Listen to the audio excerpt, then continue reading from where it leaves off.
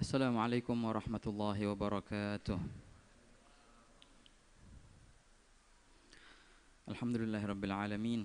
Daimil ifdhali azimin nawal. Allahumma salli wa sallim ala sayyidina wa maulana Muhammad. Maula Bilal al-Badril Mutalal sallallahu alaihi wa ala alihi wa sahbihi khaira sahbin wa al. Subhanaka la ilma lana illa ma 'allamtana innaka antal alimul hakim wa tub alaina innaka antat tawwabur rahim. Allahumma ya Fattahu ya Alim ya Fattahu ya Alim ya Fattahu ya Alim iftah alaina fathan qariba ya arhamar rahimin. Allahumma la sahla illa ma ja'altahu sahla wa anta taj'alul hazana idza syi'ta sahla. Allahumma sahhil lana hifdzal ulum wa hab lana wasi'atil fuhum bi jahi nabiyyikal ma'sum sallallahu alaihi wasallam. Allahumma inna nas'aluka al-'ilma ladunni wal mashraba as-safi al-haniya wa hab ya ghani. Wa na'udzu bika Allahumma min 'ilmin la yanfa' wa qalbin la yakhsha' wa 'amalin la yurfa' wa 'ainin la tadma' wa nafsin la tashba' wa da'watin la yustajabu laha bi rahmatika ya arhamar rahimin ya arhamar rahimin ya arhamar rahimin. Nawayna at-ta'alluma wat-ta'lim wat-tadhakkura wat-tadhkir wan-naf'a wal-intifa' wal-ifada wal-istifadah wal hatha 'ala tamassuki bi kitabillah wa sunnati rasulillah wad-du'a ila al-huda wad-dalalata 'ala al-khair ibtigha'a wajhillah wa mardatihi wa qurbihi wa thawabihi subhanahu wa ta'ala. Nawayna ma nawa bihi aslafuna salihun, nawayna ma ahata bihi ilmullah ta'ala min husnin niyat. Alhamdulillah, senantiasa puja dan puji syukur kita haturkan kehadirat Allah subhanahu wa ta'ala atas limpahan nikmatnya. Dan alhamdulillah kembali dalam kajian malam Kamis, dan bersama di sini kita merenungi dan meresapi dan berniat untuk mengamalkan apa yang kita dengar daripada firman Allah Subhanahu wa taala beserta makna-maknanya. Sebelum kita mulai ikhwani, seperti biasa bersama kita berniat untuk nazar i'tikaf dan kemudian niat i'tikaf al-mandhur. Bismillah. Nazartu an a'takifa fi hadzal masjid ma dumtu fihi lillahi ta'ala. Nawaitul i'tikaf al-mandhur fi hadzal masjid ma dumtu fihi fardan lillahi ta'ala. Alhamdulillah, alhamdulillah ikhwani, tidak terasa hari demi hari kita lewati, dan beberapa hari yang lalu kita bersama merayakan mulai dari perayaan hari Tarwiyah, kemudian hari Arafah yang sangatlah luar biasa, kemudian bersama kita merayakan hari raya Idul Adha, dan kemudian 3 hari tasyrik yang barusan dengan azan maghrib tadi telah habislah hari ketiga daripada hari tasyrik itu. Kalau di Hadramut setelah hari tasyrik yang 3 baru mereka merayakan hari raya dengan berziarah antar ulama dan antar tokoh. Kalau bahasa Arabnya namanya wad ya. Jadi tanggal 14 sama tanggal 15 itulah wad mereka. Pas hari ini kalau di sana sih kan memang hari rayanya lebih maju sehari. Jadi sekarang pas, jadi kita juga lihat tadi barusan apa namanya di live streamnya. Sekarang ada lagi acara di rumahnya Sayyidil Habib Umar, acara wadat. Biasanya kalau habaib pagi-pagi mereka wad, hari pertama di magamnya Al-Imam Abdullah bin Alwi Al-Haddad, kemudian Al-Imam Abdurrahman Al-Faqih, kemudian Al-Habib Ali bin Syahab. Sorenya di rumahnya Sayyidil Habib Umar. Hari keduanya juga di beberapa rumah habaib, keluarga Al-Bin Hamid Al-Masyhur, keluarga Al-Bin Hafid, Al-Kaf, dan juga Al-Idrus. Begitu ya ikhwani. Subhanallah, kalau memang walaupun daerah kita di sini mungkin Idul Adha itu enggak terlalu megah seperti Idul Fitri ya. Lebih mengarah ke kurban kalau gitu ya. Kalau di sana justru yang namanya Al-Idul Kabir. Jadi ada Id Kabir sama Id Saghir. Hari raya besar sama hari raya kecil. Justru hari raya besar itu Idul Adha. Kalau Idul Fitri namanya hari raya kecil. Gitu. Wahakata. Dia dirayakan dengan besar Idul Adha itu. Ala kulli hal. Hakikat daripada hari raya adalah senang, ya kan? Kita disuruh untuk senang. Baginda SAW menampakkan kesenangannya di hari raya dengan menggunakan pakaian yang indah, kata, dan cerah wajah baginda SAW. Dan juga di hari tasyrik yang 3 itu adalah dhiyafah, Allah Ta'ala menjamu hamba-hambanya. Makanya luar biasa kalau kaum solihin itu ketika mereka makan makanan yang di hari tasyrik itu 11, 12, 13 Dzulhijjah, mereka resapi bahwasanya ini adalah jamuan dari Allah Subhanahu wa taala. Nah, lain ya, apa yang mereka rasakan dari makanan itu, Allah menjamu kita. Nah, makanya kalau dalam ilmu fikihnya diharamkan kita untuk berpuasa di hari raya dan di hari tasyrik, karena itu menolak jamuan Allah. Kayak nggak boleh puasa, harus makan karena Allah menjamumu gitu. Nah, kalau kita makan makanan di hari raya, resapi bahwasanya ini adalah jamuan dari Allah. Sampai-sampai Allah melarang kita untuk makan, untuk puasa, makan. Nah, kadang-kadang gitu ya ikhwan. Kadang-kadang jiwa manusia itu perlu untuk istirahat, betul dan pasti. Dikatakan dalam pepatahnya, man lam yu'attil waqt at-ta'til lam yuhassil waqt at-tahsil.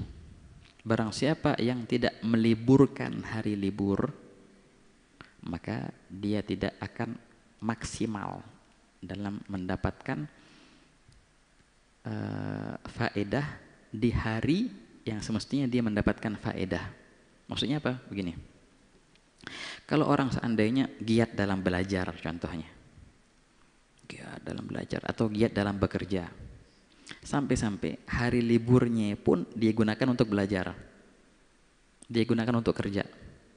Nah, berarti tunggu sebentar, hari kerjamu atau hari liburmu kau tak akan maksimal. Yang semestinya dia masuk kelas dengan semangat, akhirnya dia masuk kelas ngantuk, karena dia tidak meliburkan hari libur gitu. Makanya hari libur, hari kerja, hari belajar, libur, begitu ya kawan. Gunakanlah hari libur untuk libur. Nah, begitu. Kalau dahulu di sebagian waktu di sana, kalau di Darul Mustafa dulu ya, insya Allah sampai sekarang juga, liburnya kan hari Jumat ya, hari Kamis sama Jumat. Jadi di selain hari Jumat itu sama hari Kamis, kalau enti berjalan tidak membawa kitab, itu suatu pelanggaran. Tapi di hari Kamis sama Jumat enti jalan bawa kitab, pelanggaran. Gitu. Jadi benar-benar disuruh libur gitu ya. Tapi memang kita ngerasa banget perlu untuk itu, karena memang full dalam 5 hari itu nggak lepas dari kitab ya. Tapi kalau seandainya emang dia jarang sama kitab, ya tiap harinya libur berarti. Ketika dia letih, capek di hari penghasilan, di hari belajar, maka dia akan merasakan kenikmatannya hari libur. Tapi kalau seandainya dia nggak meletihkan diri, nggak mencapekkan dirinya ketika di hari belajar, maka hari libur biasa aja. Emang tiap hari dia libur. Nah, begitulah. Hanya mereka yang bisa mencicipi kenikmatannya hari libur itu mereka yang memang capek ketika hari penghasilan. Baru akan menikmati hari libur. Maka barang siapa yang tidak meliburkan hari liburnya, maka tidak akan mendapatkan penghasilan di hari penghasilannya, begitu. Man lam yu'attil waqt at-ta'til lam yuhassil waqt at-tahsil, begitu. Nah, begitu ya ikhwan. La ilaha illallah. Hanya saja ketika orang meliburkan hari liburnya itu berbeda-beda. Jangan ente pukul rata. Oh, hari libur berarti harus main. Nah, mungkin engkau memandang main itu bagimu sebagai kesenangan. Tapi sebagian orang memandang baca kitab yang temanya lain itu suatu kesenangan bagi mereka. Jadi mereka meliburkan hari liburnya dengan cara yang mereka yang penting mubah. Nah, yang bisa berfaedah. Mungkin dalam istilah mereka dahulu ulama-ulama kita di Hadramaut mereka bilang gini, oh tahun ini kita mau hari raya di kitab apa? Oh kita insya Allah hari raya di kitab Tuhfah. Dibaca Tuhfah 4 jilid itu selama 2 hari. Hari raya di Ihya Ulumuddin. Loh, bukannya hari libur semestinya nggak megang kitab. Justru mereka ketika megang kitab-kitab kayak gitu merasakan kesenangan dan ketenangan. Nah ini nih cara mereka meliburkan hari libur. Ya kan berbeda-beda. Ya kan, ada orang libur jalan-jalan. Ada orang kebalik, justru kalau ente ajak di jalan-jalan jadi sumpek. Liburnya di kamar, tidur.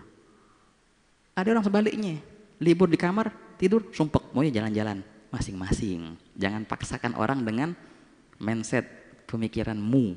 Karena setiap orang mempunyai cara tersendiri untuk meliburkan hari liburnya. Yang penting caranya yang mubah. Wah kata ikhwan. Nah begitu. Kalau kita ada libur nggak Idul Adha? Ada ya. Ala kulli hal. Hadir majelis contohnya. Ya. Cara kita meliburkan hari libur kita dengan hadir majelis. Mumtaz, enak, tenang di majelis. Begitu. Sumpek di luar seharian penuh sama dunia. Pengen istirahat sebentar, bernafas di majelis taklim. Nah itu, begitu ya kawan. Ketika engkau punya ruh ditekan dan ditekan, cobalah kasih dia udara untuk bernafas dengan mendengarkan sholawat, mendengarkan ayat Quran. Si ruh itu bernafas akhirnya, hidup lagi, seger. Begitu ya ikhwani.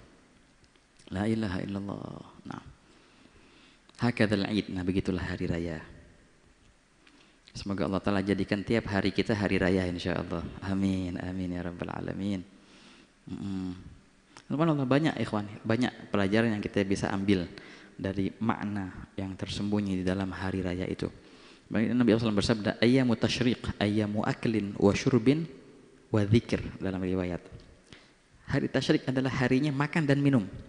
Maka ketika kita makan dan minum di hari tasyrik, itu kalau inti mandang ini suatu ibadah, maka jadi ibadah, betul. Jamuannya Allah Ta'ala, ya kan? La ilaha illallah.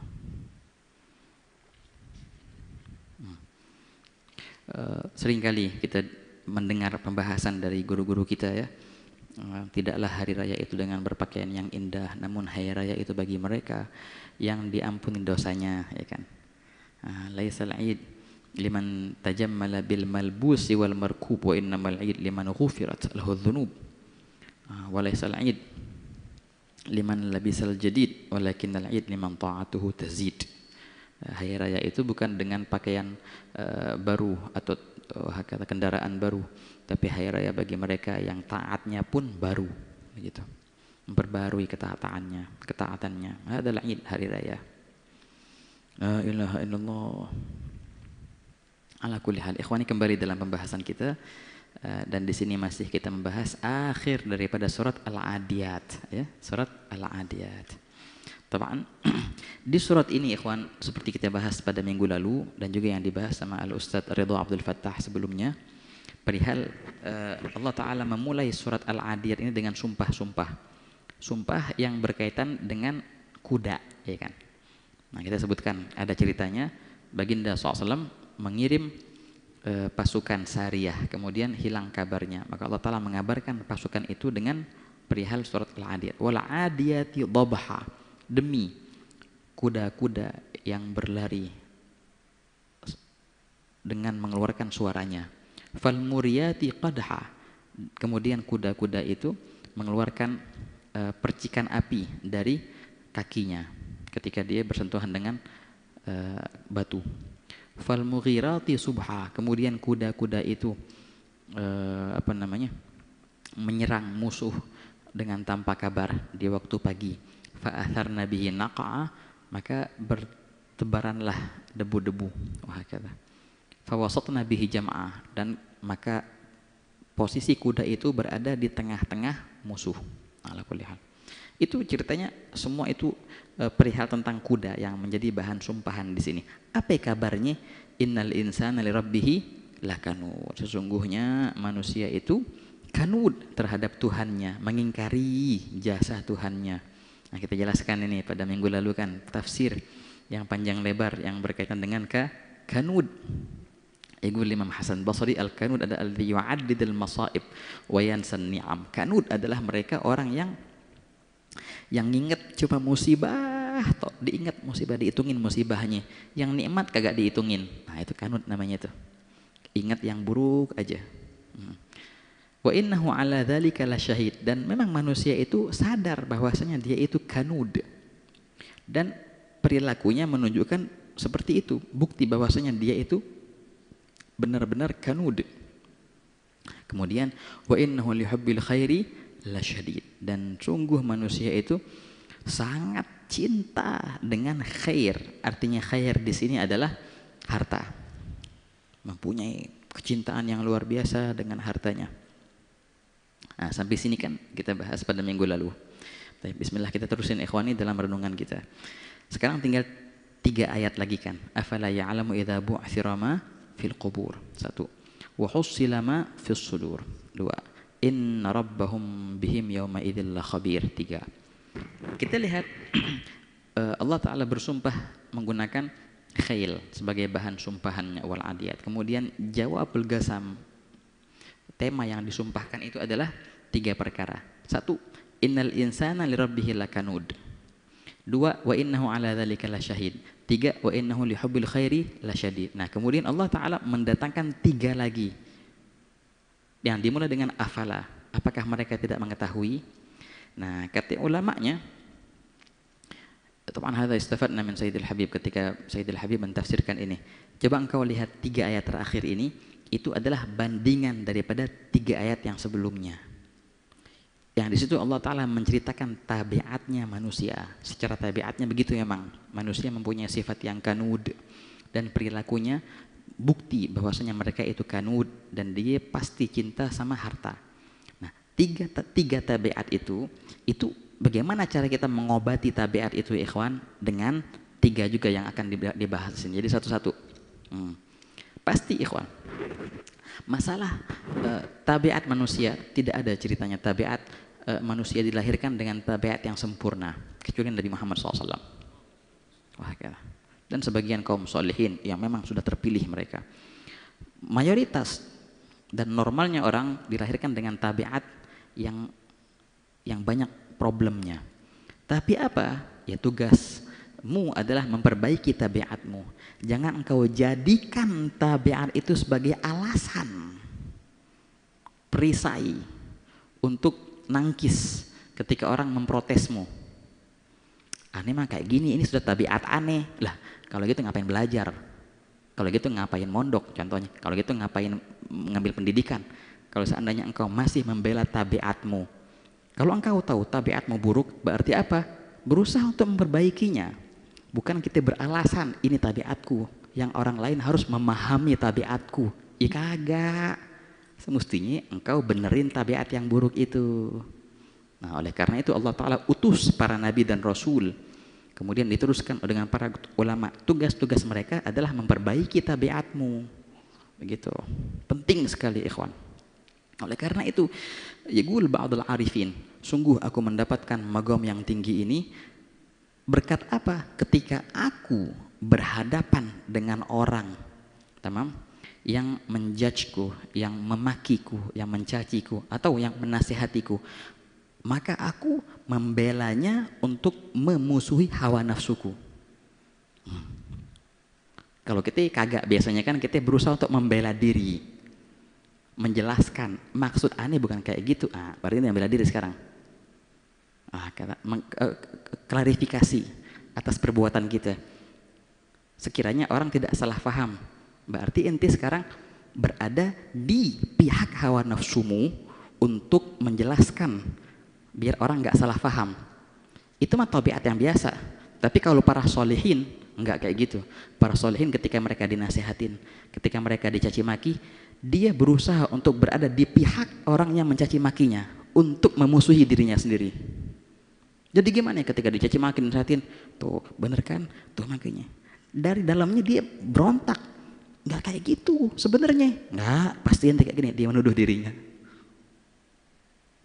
Ya ngaku ente nggak ikhlas. Gak aneh ikhlas, enggak syuf. Ini buktinya orang-orang kayak gini. Tahu ente itu enggak ikhlas. Jadi enggak ana ma'ahum. Bila mana mereka menyerang diriku, maka aku membela mereka untuk senantiasa menyerang diriku. Bukan malah aku membela diriku untuk menangkis serangan mereka, kagak. Soalnya Nabi. Nah, itulah ya ikhwan. Tugasnya para arifin, para guru, murabbi, para syuyukh membenahi tabiatmu. Bukan engkau jadikan tabiat sebagai tangkisan untuk ketika dinasehatin ataupun dicaci, enggak. Ya, kalau begitu ngapain Allah Ta'ala utus para nabi-nabi, ya kan? Adanya para guru-guru itu adalah untuk membentuk tabiat yang benar. Nah, di sini Allah Subhanahu wa taala sebutkan 3 tabiat manusia itu, kemudian Allah Ta'ala obati. Wahakadha ikhwan. Pertama, perihal kanud. Manusia itu mempunyai sifat yang kanud, senantiasa dia mengingat yang keburukan. Yang baik enggak diingat sama dia. Yang diingat keburukan orang lain. Kebaikan orang lain jarang diingat.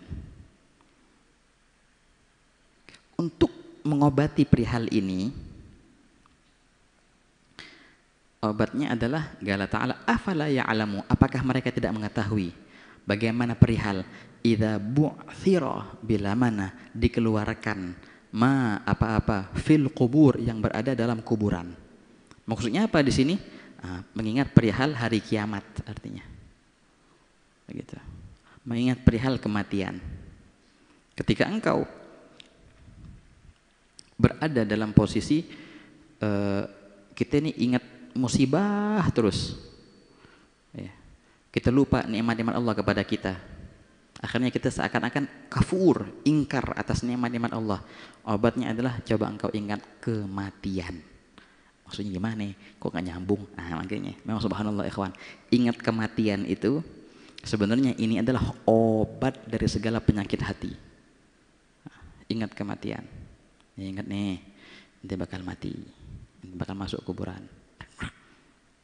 Alihkan daripada kita ingat-ingat musibah, mending kita tafakkur dalam perihal kematian. Gimana kalau seandainya datang Israel sekarang? Ayo ngapain? Apa yang ente persiapkan? Gitu. Daripada kita mengungkit-ngungkit perihal masa lalu, mending kita persiapkan untuk masa depan. Yang itu adalah akhirat. Begitu. Nah, ini nih obatnya di sini berarti.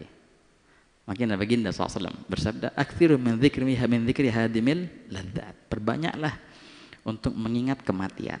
Yang kematian itu adalah penghancur daripada segala kelezatan. Begitu. Fi riwayah, barang siapa yang mengingat kematian sehari 20 kali, maka dia akan dibangkitkan bersama para syuhada nanti. Disunahkan gitu, pas mau tidur ingat, nih nanti bakal mati, kayak gini posisinya. Ke samping ada kiblat. Bangun tidur, nih ente bakal mati, kemudian ente bakal bangkit daripada kematian persis kayak gini pas bangun tidur. Gitu. Bangun tidur, kita wudu, salat qiyamul lail, adzan subuh, salat sunnah qabliyah. Sebelum pergi ke masjid untuk salat subuh, sunnah untuk berbaring sebentar. Begitu. Disunahkan juga ketika itu untuk ingat kematian lagi, begitu. Allahumma ya Rabba Jibril, ya Rabba Mikail, wa ya Rabba Israfil, wa ya Rabba Muhammad, ajirni minan nar, 3 kali, gitu kan. Sunnah kayak gitu ya kawan. Nah, ketika itu sunnah, begini ntar mati kayak gini nih posisinya, ingat lagi kematian, baru ke masjid. Gitu. Jadi setiap saat itu kita diingetin, ini bakal mati, ini bakal mati. Ini penting luar biasa ikhwan. Kadang-kala kita terlena akhirnya ngungkit masa lalu. Padahal pengungkitan masa lalu nggak ada faedahnya. Nambahin sumpek, iya betul. Kenapa sih dapat musibah mulu? Lupa, padahal kenikmatan lebih banyak daripada musibah itu. Alihkan pemikiranmu daripada ngungkit masa lalu yang bikin ente sumpek. Coba persiapkan untuk masa depan. Ente bakal mati loh. Apa yang ente siapkan? Berubah tuh pemikiran akhirnya. Nah, inilah. Hadza artinya afala ya'lamu idza bu'thira ma fil qubur. Itu.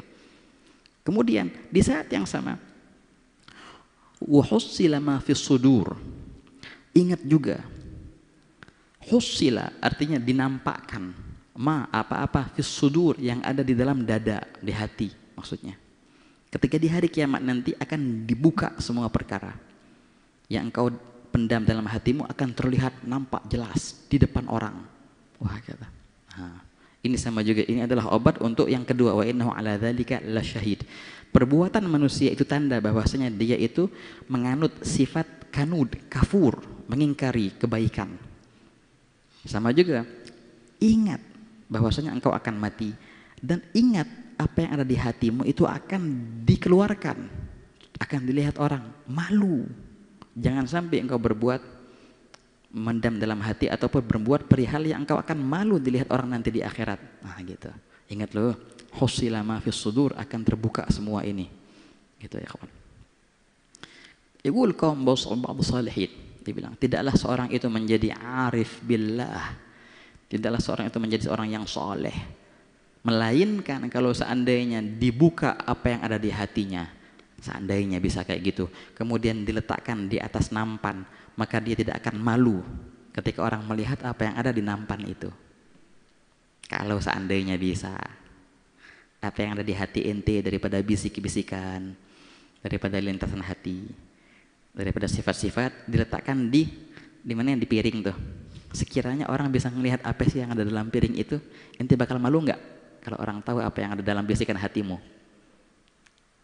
Ente bakal malu? Ah, berarti ada apa-apanya tuh katanya. Nah, kalau orang solehin, mereka akan mempersilahkan. Kalau bahasa kitanya, belah dadaku, aku siap. Pandang apa yang ada dalam isi hatiku, sama, depan, dalam, sama. Zahir, batin, ya kayak gini ya nih. Tafadhol, silahkan. Ketika engkau belah dadaku, kau akan dapatkan di situ yang ada cuma satu, ialah Allah Subhanahu wa taala. Enggak ada perihal dunia nyantol di situ. Kagak ada. Perihal harta kagak ada. Ketika seorang masih malu untuk menampakkan apa yang di hatinya, berarti dia perlu untuk membenahi hatinya. Begitu ya ikhwani. La ilaha illallah. Begitu. Husila ma fis sudur. Kemudian terakhir, inna rabbahum bihim yawma idzil khabir. Sungguhnya rabbahum, sungguhnya Allah Subhanahu wa taala bihim dengan mereka, memiliki insan manusia itu, yauma idzin, di hari itu, la khabir, maha mengetahui dan memberikan kabar.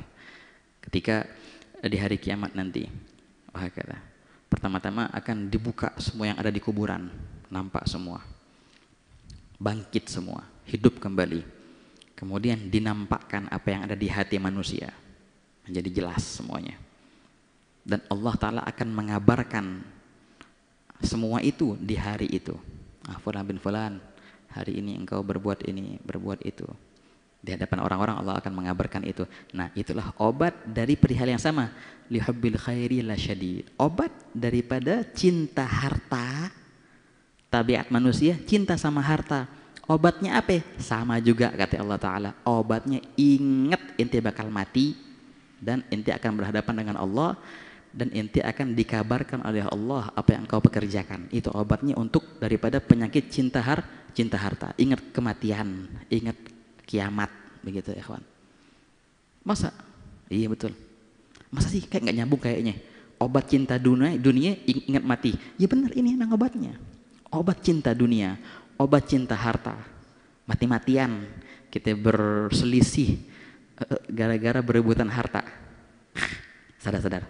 Coba pikir, duduk sejenak dan pikir, fulan, ente bakal mati.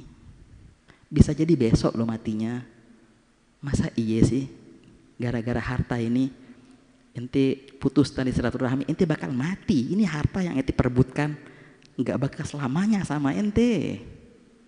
Sementara ente akan meninggalkannya. Lalu ngapain ente berebut mati-matian? Ente korbankan agamamu, ente korbankan keluargamu, ente korbankan tali silaturahmimu demi harta yang engkau pasti akan meninggalkannya. Pikir. Nah itu makanya ikhwan. Nah makanya dibilang, kalau kita sholat Jumat kan itu biasanya tema-tema khutbahnya berbeda-beda, ya tergantung khotibnya mau pasang tema apa. Di sebagian masjid, terutama di kota Tarim ini, dan di sebagian kota-kota, itu mereka kalau Jumatan ada kitab, baca jadi. khutbah dari awal tahun sampai akhir tahun. Jadi gitu. Khatam, baca lagi. Udah tertulis. Yang ngarangnya Ibn Abil Hib Al-Hadrami, sama yang pengarang doa birrul walidain, dengan bahasa sastra Arab yang tinggi, yang indah. Bayangin antum, dari awal tahun sampai akhir tahun khutbahnya cuma satu tema. Temanya apa? Kematian. Gitu. Kematian. Kita di Ramadan dengar khutbah diingetin mati. Gitu. Hari raya pun kayak gitu. Khutbah Idnya tentang temanya kematian. Mana ceritanya ini hari raya nih? Iya, ibtihal nangis-nangis hari raya padahal. Lihat Nabi SAW ketika sholat Id baca surat apa atau enggak? Surat Qaf yang penuh dengan cerita kiamat di situ. Bulan Maulid tetap aja ada cerita kematian. Akhirnya ada beberapa ulama yang datang ke Tarim, mereka memprotes. Katanya, semestinya khutbah Jumat itu adalah solusi untuk kita. Jadi tergantung keadaan, tergantung kasus yang lagi viral, contohnya apa. Jadi kita mengambil arahan dari khotib untuk bagaimana sifat kita menyikapi keadaan yang sekarang ini. Lah, tapi kalau ini kan semua temanya tema kematian semua. Gimana caranya untuk jadi solusi? Dijawab oleh ulama Tarim. Problem apapun di dunia ini solusinya itu adalah ingat kematian. Bener, memang betul. Kalau orang ingat kematian terus, itu solusi untuk problem apa aja sih? Lagi viral ini itu segala macam. Problem cinta dunia, problem kanud, atau problem yang lainnya, problem hasad ini itu, yang lagi macam-macam perihal musibah dan ya banyak perihal lah. Obatnya satu, ingat kematian. Kalau orang ingat kematian terus, ya bakal ngilang semua problem itu, mulus hidupnya. Ya, kan pas dia mau maksiat dia ingat, ente bakal mati, ini bakal ditanya, ini bakal nampak nanti ketika ente dihisab. Pasti mau maksiat, bisa jadi ente pas lagi maksiat ente dicabut nyawanya, gimana itu ntar, su'ul khotimah. Gitu. Setiap langkahnya dia perhitungkan. Ini bagaimana aku akan menjawab pertanyaan Allah ketika aku melangkah ke jalan ini. Begitu. Nah orang kalau kayak gitu, ya masya Allah barakallah, luar biasa. Min awliya sholihin. Nah, begitu ya ikhwani. Jadi intinya apa? Penyakit kanud. Satu. Dan perbuatan manusia yang menandakan bahwasanya dia itu memang kanud. Yang kedua. Yang ketiga, cinta terhadap harta yang luar biasa kecintaannya itu. Tiga perihal itu obatnya adalah satu, adalah ingat kematian dan hari kiamat. Ingat bagaimana nanti ketika engkau dibangkitkan dari kubur. Satu. Kemudian bagaimana nanti ketika apa yang ada di hatimu dinampakkan oleh Allah Ta'ala, dilihat oleh semua orang. Kedua, bagaimana nanti ketika Allah Ta'ala mengabarkan kepadamu atas perbuatanmu di dunia, dihisab. Nah, semua perihal kematian dan hari kiamat. Nah, itulah menjadi obat daripada penyakit kanud dan hubbud dunia dan lain sebagainya. Nah, begitu ya ikhwani. Soal Nabi. Allahumma shalli alaihi. Memang subhanallah ya. Manusia ini kalau dalam perihal hubbul dunia luar biasa memang. Dalam hadis sahih, sebagian meriwayatkan itu adalah ayah mansukhah minal Quran. Tapi yang mu'tamad itu adalah hadis, bukannya ayat mansukhah minal Quran. Law kana libni adama wadin min dhahab labtagha ilaiha thanin. Kalau seandainya manusia, kalau seandainya anak Adam mempunyai satu lembah penuh dengan emas, maka dia akan berusaha untuk mendapatkan lembah kedua. Dan bila mana dia mempunyai 2 lembah emas, maka dia akan berusaha untuk mendapatkan lembah ketiga.